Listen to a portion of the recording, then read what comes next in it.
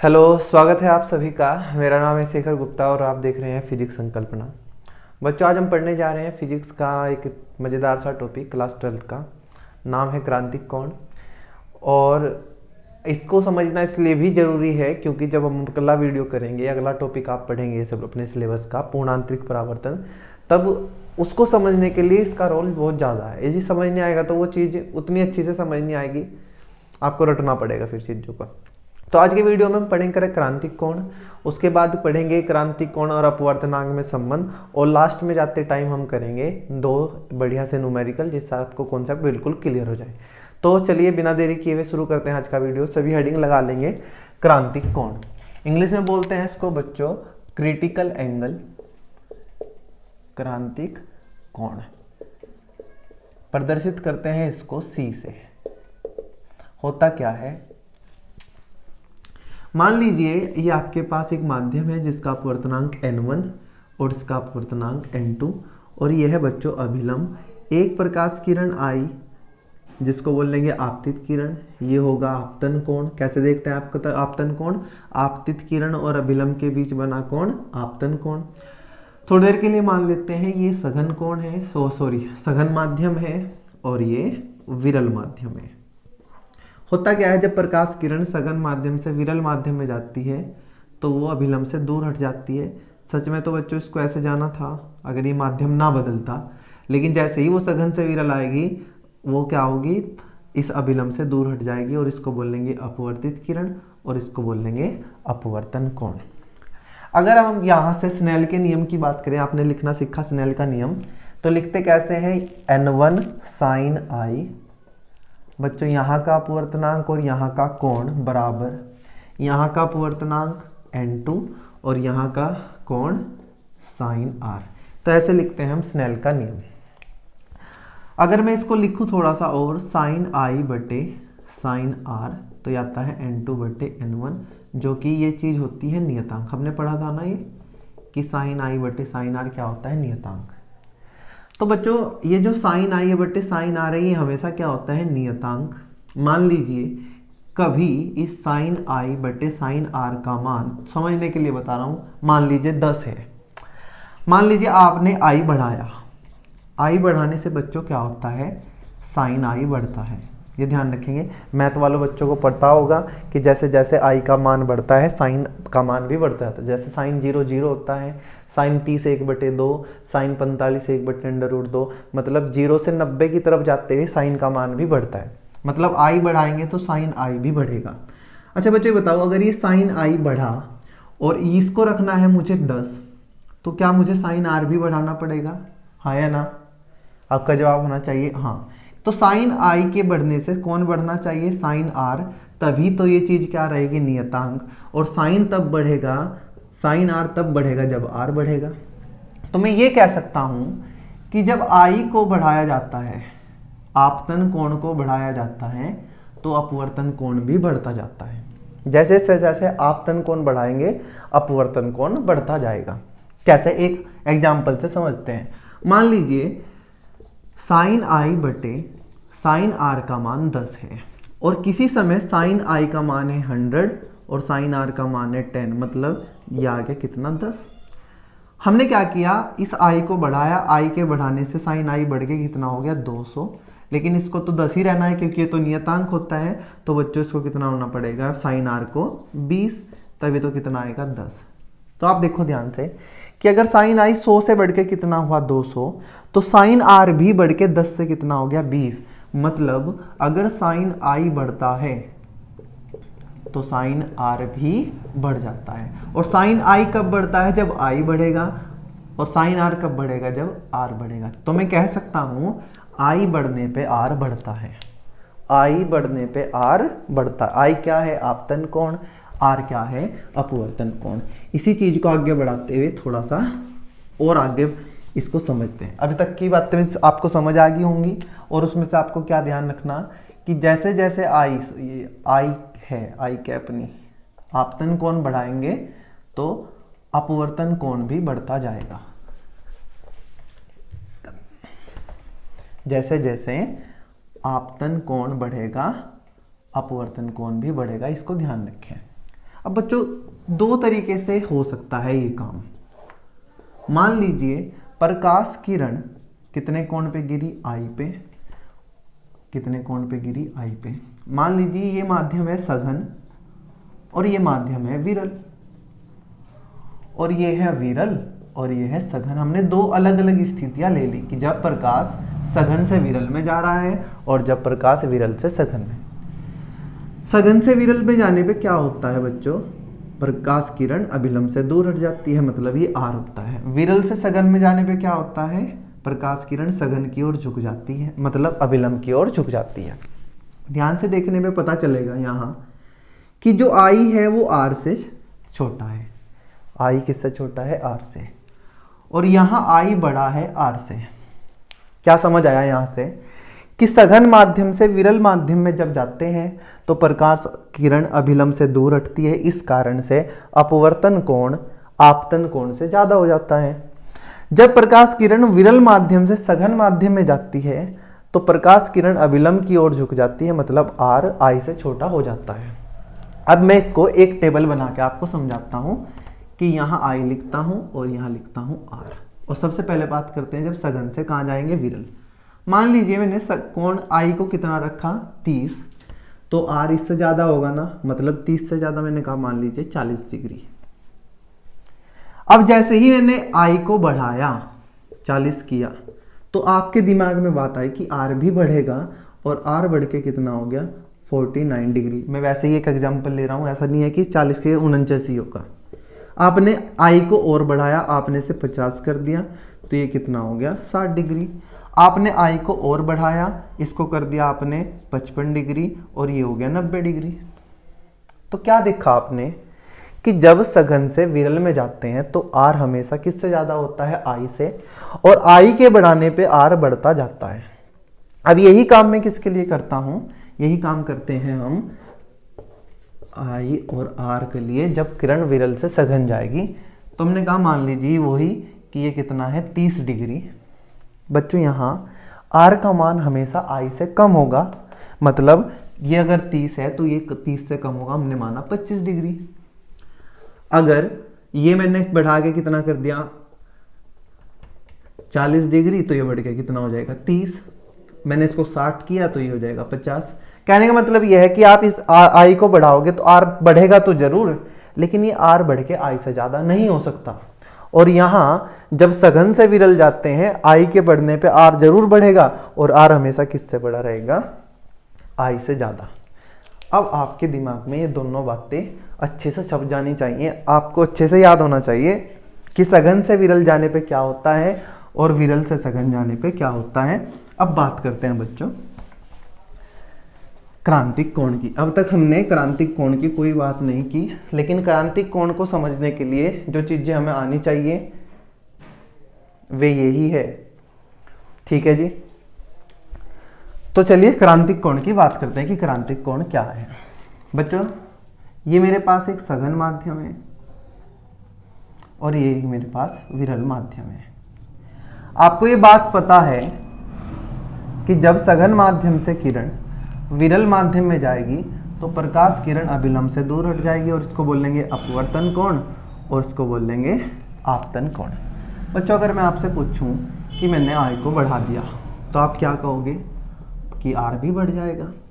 मैंने कहा आई को और बढ़ाया तो आप कहोगे कि आर और बढ़ जाएगा।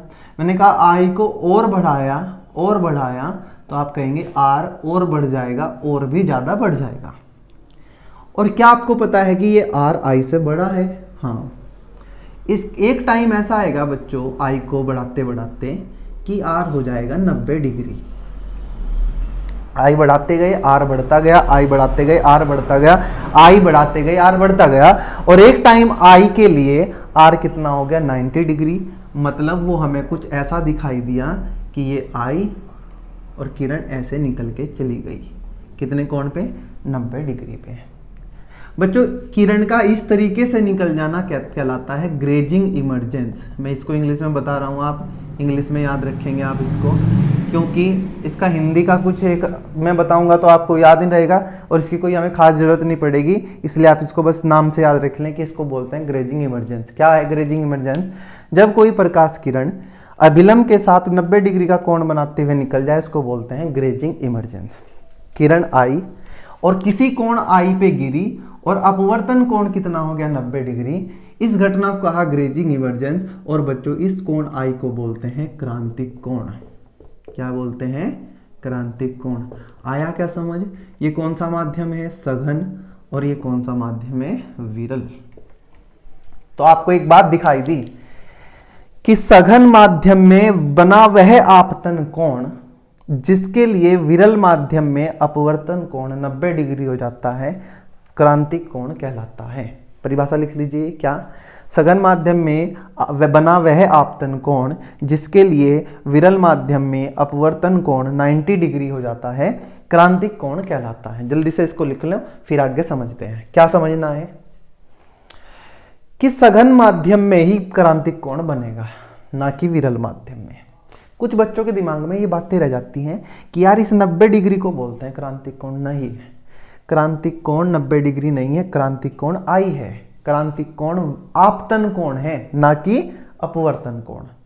कोई आपसे पूछे कि क्रांतिक कोण किसका मान होता है, तो आप बताएंगे कि वो आपतन कोण का मान होता है जिसके लिए अपवर्तन कोण कितना हो जाए 90 डिग्री। वो पूछेगा आपसे कहाँ बनता है भाई क्रांतिक कोण, तो आप बताएंगे सघन माध्यम में। क्या ये विरल माध्यम में नहीं बन सकता? तो आप खुद से सोचेंगे बच्चों कि जब प्रकाश किरण विरल माध्यम से सघन माध्यम में जाएगी तो वो तो किसकी तरफ झुकती है? अभिलंब की ओर। तो वो इस यहां कैसे जा सकती है? आप कहोगे कि भाई आई बढ़ा देंगे, आई बढ़ाते जाएंगे तो आर भी बढ़ता जाएगा। यही बात सही है आपकी, लेकिन बच्चों आपको पता है जब विरल से कहां जाते हैं? सघन माध्यम में जाते हैं, तो जो ये आर होता है ये हमेशा आई से छोटा होता है। अगर आपको आर को 90 करना तो प्रकाश आपको यहां से 90 से ज्यादा पे डालना पड़ेगा। और बच्चों अगर इससे 90 से ज्यादा पे डाल लोगे आप तो प्रकाश मतलब इधर से डालना, मतलब किससे? सघन माध्यम से डालना पड़ जाएगा। मतलब मैं चलो लिख के समझाता हूं, कभी आप इसमें कंफ्यूज। मान लीजिए थोड़ी देर के लिए कि ये माध्यम कैसा है? विरल माध्यम। और ये कैसा माध्यम है? सघन माध्यम। हमने कहा क्या विरल माध्यम में क्रांतिक कोण नहीं बन सकता क्या? तो आपने कहा कि यार अगर विरल माध्यम में क्रांतिक कोण बनाना है तो सघन माध्यम में एंगल कितना करना पड़ेगा? 90 डिग्री। और 90 डिग्री कोण यहां करने के लिए यहां प्रकाश 90 डिग्री से ज्यादा पे डालना पड़ेगा। क्यों? क्योंकि विरल से कहां जाते टाइम, सघन में जाते टाइम आई का मान हमेशा बड़ा होता है, आर का मान छोटा होता है।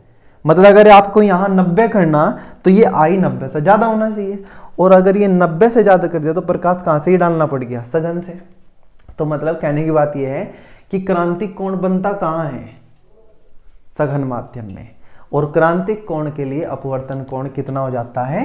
90 डिग्री। अगर आई का मान सी के बराबर है, आपतन कोण का मान क्रांतिक कोण के बराबर है, तो अपवर्तन कोण कितना होगा?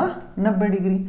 और यहां पे प्रकाश जिस तरीके से निकलता है उसको बोलते हैं ग्रेजिंग इमर्जेंस। क्या बोलते हैं बच्चों? Grazing emergence. और अगर आई का मान किससे कम हुआ? सी से। आई का मान किससे कम हुआ? सी से। तो कौन सी घटना होगी? अपवर्तन। देखो आई का मान किससे कम है? सी से, तो प्रकाश इस माध्यम से इस माध्यम में चला गया और इसको क्या बोलते हैं? अपवर्तन। और अगर आई का मान किसके बराबर हुआ? सी के। किस माध्यम में? सघन माध्यम में। और प्रकाश किसकी तरफ जा रहा है? विरल माध्यम की ओर। तो इसका मतलब है क्या होगा? Grazing emergence. तो ये था बच्चों हमारा क्रांतिक कोण का कॉन्सेप्ट। क्या आप समझ पाए इसको? मैं फिर से एक बार बताता हूं कि आई के बढ़ाने पे आर बढ़ता जाता है। जैसे जैसे आई को बढ़ाते जाएंगे आर बढ़ता जाएगा। सघन माध्यम में आई का मान बढ़ाने पर एक ऐसा टाइम आएगा कि विरल माध्यम में अपवर्तन कोण 90 डिग्री हो जाएगा। और इस कोण को जो कहाँ बना हुआ है? सघन कोण में, सघन माध्यम में, जिसके लिए ये कोण कितना हो गया? 90 डिग्री। इसको बोलते हैं क्रांतिक कोण। क्रांतिक कोण आपतन कोण का मान होता है जिसके लिए अपवर्तन कोण 90 डिग्री हो जाता है। क्रांतिक कोण हमेशा सघन माध्यम में बनता है, ना कि विरल माध्यम में। विरल माध्यम में बनने का कोई चांस नहीं है। इतना था बच्चों हमारा क्रांतिक कोण। अब पढ़ते हैं क्रांतिक कोण का संबंध अपवर्तनांक से। तो एडिंग लगा लीजिए आप। न्यूमेरिकल तभी कर पाएंगे हम जब ये टॉपिक हम पढ़ लेंगे, क्रांतिक कोण व अपवर्तनांक में संबंध। क्रांतिक कोण व अपवर्तनांक में संबंध। बहुत आसान, बस स्नेल का नियम आपको आना चाहिए और ये झट से आपके सामने होगा कि क्या संबंध होता है। मान लीजिए बच्चों, ये सघन माध्यम और ये विरल माध्यम, यहाँ का अपवर्तनांक n1 और यहाँ का अपवर्तनांक n2। आप n1 n2 बदल भी सकते हैं, कोई दिक्कत नहीं। प्रकाश कहाँ से चलेगा? सघन माध्यम से, आपतित किरण। ये खींचा मैंने अभिलंब, इसने अभिलंब के साथ कितना कोण बनाया? आपतन कोण I। सघन से कहाँ गई? विरल में जाना था इसका सीधा, विरल में जाने के कारण ये कहाँ चली जाएगी? दूर अभिलंब से। इसको बोलेंगे अपवर्तित किरण और इसको बोलेंगे आपतन कोण, सॉरी अपवर्तन कोण। चलिए लगाते हैं यहाँ स्नेल का नियम। स्नेल का नियम क्या कहता है? n1 sin I, n1 sin I बराबर यहाँ का अपवर्तनांक n2 और यहाँ बना कोण R sin R। तो मैंने लिख दिया। अब बच्चों ध्यान करो कि क्रांतिक कोण क्या होता है। जब I कितना हो जाएगा? C, तो बच्चों R कितना हो जाएगा? 90। ये किरण ऐसे चली जाएगी ना, R बराबर 90 डिग्री। जब I किसके बराबर हो जाएगा? क्रांतिक कोण के, तो R कितना हो जाएगा? 90 डिग्री। तो यहाँ डाल दीजिए n1 sin I की वैल्यू कितनी? C, n2 R की वैल्यू कितनी? 90 डिग्री। तो यहाँ से sin C n1 equals to n2, sine 90 का मान 1। यहाँ से मैंने क्या किया बच्चों? n1 के अपॉन में किसको लेकर आया? n2 को, और इसको लेके गया यहाँ, तो ये हो गया 1 अपॉन साइन C।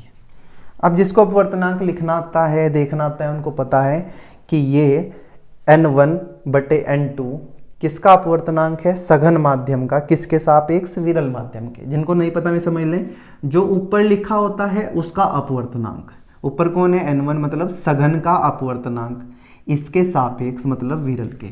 और इसको लिखने का तरीका होता है 2n1, पहले माध्यम का अपवर्तनांक किसके सापेक्ष?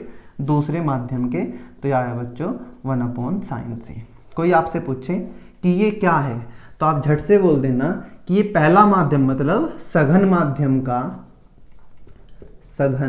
माध्यम का विरल माध्यम के सापेक्ष, विरल माध्यम के सापेक्ष अपवर्तनांक। और C क्या है? आपका क्रांतिक कोण। C क्या है? क्रांतिक कोण। तो ये था बच्चों हमारा संबंध किस किस में? क्रांतिक कोण व अपवर्तनांक में। n क्या है? 1 अपॉन साइन C। जहां n क्या है? सघन माध्यम का विरल माध्यम के सापेक्ष अपवर्तनांक, और C क्या है? क्रांतिक कोण।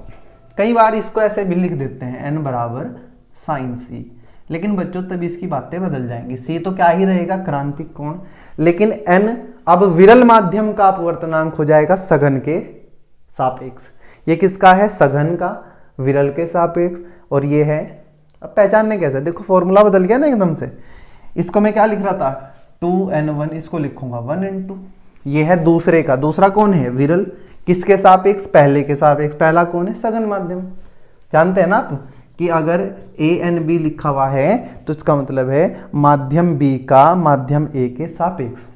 जो बाद में लिखा होता है उसका अपवर्तनांक होता है, जो पहले लिखा होता है उसके सापेक्ष अपवर्तनांक होता है। तो ये था हमारा संबंध, और इसी संबंध से हम करेंगे 2 न्यूमेरिकल, और फिर आपको पता चलेगा कि न्यूमेरिकल कैसे कैसे आएंगे यहाँ से और कितने आसान तरीके से हम उनको कर पाएंगे। तो एक बार इसको लिख लेते हैं संबंध को। n बराबर 1 अपॉन साइन C, जहाँ n है सघन माध्यम का विरल माध्यम के सापेक्ष अपवर्तनांक, C है क्रांतिक कोण। पहला क्वेश्चन बच्चों आपका ऐसे लिखा हुआ है कि यहाँ एक माध्यम है जिसका अपवर्तनांक दिया हुआ है, इसका अपवर्तनांक भी दिया हुआ है, और अपवर्तनांक देख के आप डिसाइड करेंगे कि कौन सा माध्यम सघन है और कौन सा माध्यम विरल है। हमें दिया हुआ है कि इसका माध्यम, इसका अपवर्तनांक है 5/3 और इसका अपवर्तनांक है 4/3। जिसका अपवर्तनांक ज्यादा होता है वो सघन माध्यम, जिसका अपवर्तनांक कम होता है वो विरल माध्यम। मतलब ये ज्यादा है तो ये कौन सा माध्यम, सघन, और ये कौन सा, विरल। क्यों बच्चों, इसने कहा कि कोई प्रकाश किरण यहां से यहां जाती है सघन से विरल, तो बताओ इन दोनों का अपवर्तन वो क्रांतिक कोण कितना होगा। बच्चों मैं आपको एक बात बताना भूल गया, माफी चाहूंगा उसके लिए, कि जो क्रांतिक कोण होता है वो ना माध्यमों के युग्मों के लिए होता है। जैसे यहाँ माध्यम A और यहाँ माध्यम B, और इनका क्रांतिक कोण है 42 डिग्री। अगर आप B की जगह C कर दोगे ना तो ये बदल जाएगा क्रांतिक कोण। मतलब अगर A और B है तो 42 डिग्री, और A और C है तो कुछ और होगा, C और D होगा तो कुछ और होगा। क्रांतिक कोण किसके लिए परिभाषित है, दो माध्यमों के जोड़े के लिए। उनमें से आप एक को भी बदल दोगे तो क्या बदल जाएगा, क्रांतिक कोण। तो उसने कहा कि आप क्रांतिक कोण निकाल लो इन दोनों माध्यमों के लिए। और क्रांतिक कोण क्या होता है, जिस कोण पे अपवर्तन कोण कितना हो जाता है, 90 डिग्री। तो हमने कहा यार क्रांतिक कोण निकालना है तो ये फॉर्मूला यूज कर लो, n बराबर 1/sin c। n क्या होता है, सघन माध्यम का अपवर्तनांक।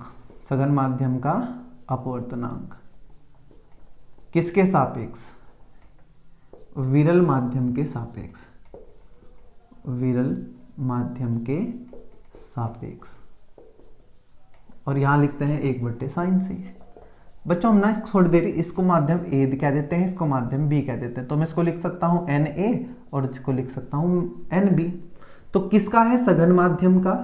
सघन माध्यम क्या है, A, तो इसको लिखा NA/NB। किसके सापेक्ष, विरल के, और विरल कौन है, B, तो ये लिखा 1/sin c। समझ आया ना आपको भाई, ये अपवर्तनांक लिखने आने चाहिए आपको। सघन का विरल के सापेक्ष, सघन कौन है A, तो Na, किसके सापेक्ष, विरल के, विरल कौन है B। Na कितना है, Na 5/3, और B कितना NB 4/3, और यहाँ लिखा 1/sin c। 3 से 3 गया तो यह आया 5/4 बराबर 1/sin c। और बच्चों यहां से sin c अगर मैं लिखूं तो आ जाएगा 4/5।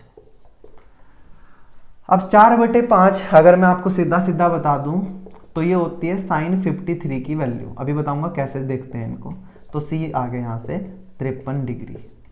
और अगर बच्चों एग्जाम में ना ध्यान रहे तो आप इसको c को क्या लिख सकते हैं, sin इनवर्स 4/5। दिख रहा है क्या, हाँ थोड़ा ऊपर लिख देता हूँ। इसको यह भी लिख सकते हैं c बराबर sin इनवर्स 4/5। लेकिन आपको ये त्रिभुज याद कर लेंगे जो मैं बताऊंगा अभी, तो फिर आपको आसान हो। एक त्रिभुज याद कर लो भाई, ये कोण 90 डिग्री, इसको लिख लो 53 डिग्री, और इसको लिख लो 37 डिग्री। 90 के सामने की भुजा सबसे बड़ी तो वो है 5, सबसे छोटा कोण 37, उसके सामने की भुजा सबसे छोटी 3, और 53 के सामने की भुजा 4। 3 4 5 कोण आपको याद करने पड़ेंगे, भुजा आपको याद करनी पड़ेगी। अब देखो आपको क्या निकालना है, 4/5। तो 4 ये रहा और 5 ये रहा, 4/5। तो अगर मैं इसको कोण मान लूं तो ये बनेगा आधार, इसको लंब कहेंगे और इसको बोलेंगे कर्ण। तो 4 है लंब और ये है कर्ण, लंब बटे कर्ण होता है साइन, और मैंने थीटा किसको माना, 53 को। तो साइन 53 4/5, मतलब 4/5 को क्या लिख सकता हूँ, साइन 53। ऐसे ही अगर मुझे साइन 37 निकालना होता तो 37 के लिए ये क्या हो जाता, कोण, जहाँ कोण 37 के लिए क्या हो जाता, आधार। जहाँ कोण बनता है वो होता है आधार, उसके सामने होता है लंब, और ये तो कर्ण है ही। कर्ण कौन होता है, 90 के सामने का कोण। 90 के सामने की भुजा को क्या कहते हैं, कर्ण कहते हैं। तो आपने कहा यहां से कि मुझे निकालना है साइन 37। तो साइन 37 क्या, लंब बटे कर्ण। लंब कितना, ये आधार और ये कर्ण 3, और कर्ण कितना 5। तो साइन 37 कितना, 3/5। तो ऐसे करके आप यहाँ से वैल्यू निकाल सकते हैं, वरना यहाँ भी छोड़ सकते हैं कि c की वैल्यू साइन इनवर्स 4/5। अब करते हैं दूसरा न्यूमेरिकल, न्यूमेरिकल नंबर 2, जिससे आपको चीजें और क्लियर हो जाएंगे। दूसरा न्यूमेरिकल क्या है बच्चों, बढ़िया है थोड़ा सा।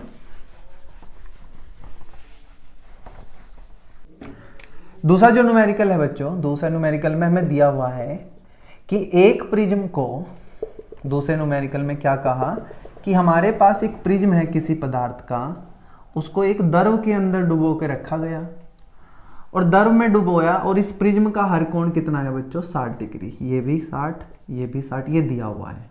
और एक चीज ये दी हुई कि इसका अपवर्तनांक n बराबर √2 है। आसानी के लिए मैं इसको लिख लेता हूं NP, प्रिज्म का अपवर्तनांक। क्वेश्चन में कहा कि NL निकालिए, NL मतलब इस द्रव का अपवर्तनांक निकालिए जिसके अंदर हमने इसको डुबो के रखा।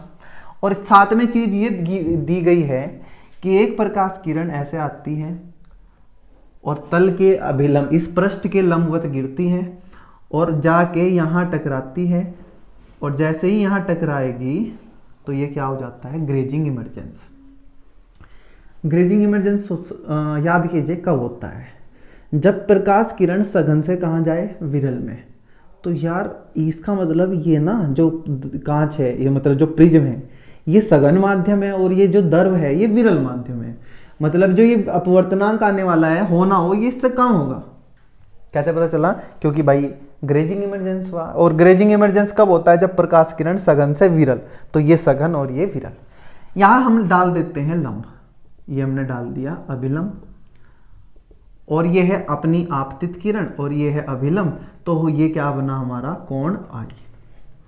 और बच्चों ये ग्रेजिंग इमरजेंस तो तब होता है ना जब आपतन कोण क्रांतिक कोण के बराबर हो। मतलब ये I ना होके ये क्या है हमारा C, ये मतलब जो I है हमारा वो क्या है C, क्रांतिक कोण के बराबर है।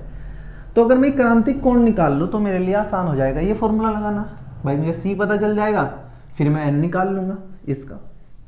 तो चलो ये कोण कितना 90 डिग्री, ये कितना 60 डिग्री। तो 90 और 60 कितना हुआ 150, बचा कितना 30। त्रिभुज के तीनों कोणों का योग 180। अगर ये 30 है तो क्या ये 60 नहीं होगा? हाँ बिल्कुल भाई, ये भी तो कितना है 90 डिग्री। ये अभिलंब खिंचा ना, अभिलंब क्या होता है, तल के साथ 90 डिग्री का कोण। तो ये टोटल 90, ये 30 आया तो ये बचा C 60। तो क्रांतिक कोण कितना आ गया 60 डिग्री। बस हो गया काम हमारा। अब करते हैं इस फॉर्मूले से। ये n किसका अपवर्तनांक है, सघन का, और सघन कौन है, प्रिज्म। तो मैं लिखूंगा NP। किसके सापेक्ष है, विरल के, और विरल कौन है NL। तो मैंने लिखा इस n को NP/NL लिख सकते हैं ना। आपने देखा था, हमने इसको लिखा था 2n1। 1 क्या था, सघन माध्यम, और 2 क्या था, विरल माध्यम। और इस 2n1 को क्या लिखते हैं, n1/n2। ऊपर लिखते हैं सघन और नीचे लिखते हैं विरल। तो सघन है प्रिज्म और नीचे है क्या, विरल। बराबर में 1/sin C, और C निकालना कितना 60 डिग्री। NP पता है मुझे कितना है √2, NL निकालना है, sin 60 का मान होता है √3/2। 2 घूम के ऊपर गया तो इसको ऊपर लिख लेता हूँ, √ से 2 गया, यहाँ बचा 1/NL, और यहाँ बचा √2, और नीचे बचा √3। तो क्या NL निकल के आ गया √3/2। दोनों को एक साथ लिखते हैं √2। तो बच्चों ये आया हमारा अपवर्तनांक किसका, द्रव का। हमने क्या कॉन्सेप्ट लगाया इसमें कि यार ये जो होता है ये सघन माध्यम का होता है, किसके सापेक्ष, विरल के। और सघन है प्रिज्म और विरल है कौन, हमारा द्रव। तो द्रव का अपवर्तनांक अगर निकालना है तो मुझे पहले क्या चाहिए, C। तो मुझे C पता चल गया कितना है 60 डिग्री। ये 90 है, ये 60 दे रखा है, तो हमने इसको निकाल लिया 30। अगर ये 30 है तो ये 60 हो जाएगा। तो इसका मतलब ग्रेजिंग इमरजेंस हो रहा है, तो ये 60 डिग्री होना हो, क्रांतिक कोण है। तो C का मान हमने कितना डाल दिया, 60 डिग्री। तो ये था बच्चों हमारा क्रांतिक कोण का लेक्चर। मैंने अच्छे से समझाने की कोशिश करी आपको, उम्मीद है आपको समझ भी आया होगा। कुछ अच्छे से इसका न्यूमेरिकल ढूंढ के लगा लें तो आपका कॉन्सेप्ट अच्छे से क्लियर हो जाएगा, कोई दिक्कत नहीं आएगी। और इसके बाद पढ़ते हैं प्रकाश का पूर्ण आंतरिक परावर्तन, जो कि होगी अगली वीडियो। तब तक के लिए पढ़ते रहें। Thank you.